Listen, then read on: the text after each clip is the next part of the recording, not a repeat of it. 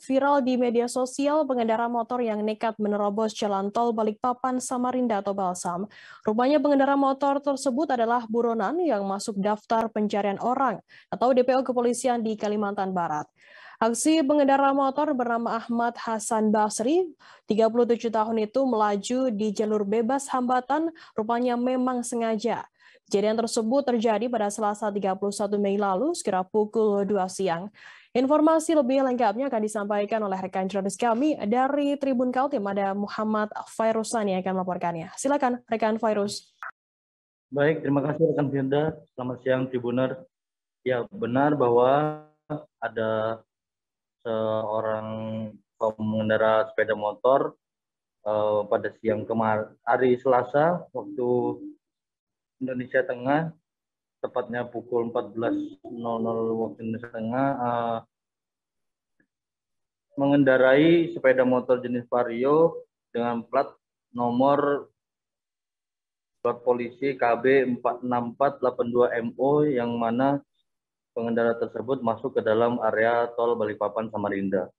Nah, untuk diketahui bahwa yang bersangkutan ternyata ialah seorang buronan dan masuk dalam daftar pencarian orang dari kepolisian Kalimantan Barat, tepatnya di Polres Kuburaya.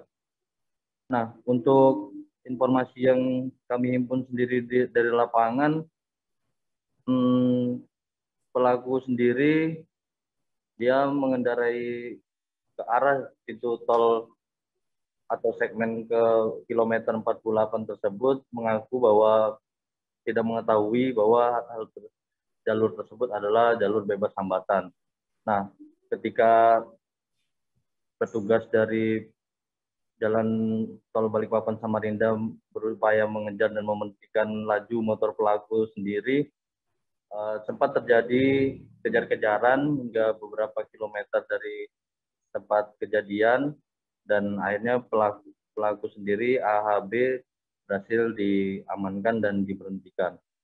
Nah, rupanya setelah insiden tersebut, kepolisian dari Polsek Kecamatan Samboja juga mendatangi tempat kejadian perkara dan barulah diketahui bahwa yang bersangkutan adalah buronan kasus pencurian kendaraan bermotor yang selama ini dicari oleh Polres Kuburaya, Provinsi Kalimantan Barat.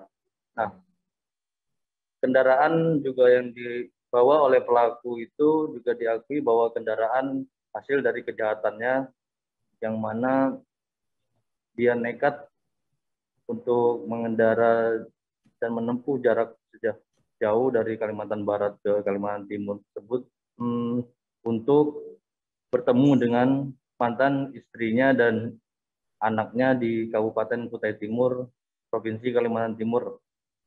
Nah, setelah proses kejar-kejaran dan ditahannya AHB sendiri, pihak Polsek Samboja dan Kapolsek yang saat dikonfirmasi juga mengatakan bahwa pihaknya kini tengah menunggu dari pihak Polres Kuburaya untuk menjemput AHB dan nantinya akan dibawa ke Kalimantan Barat.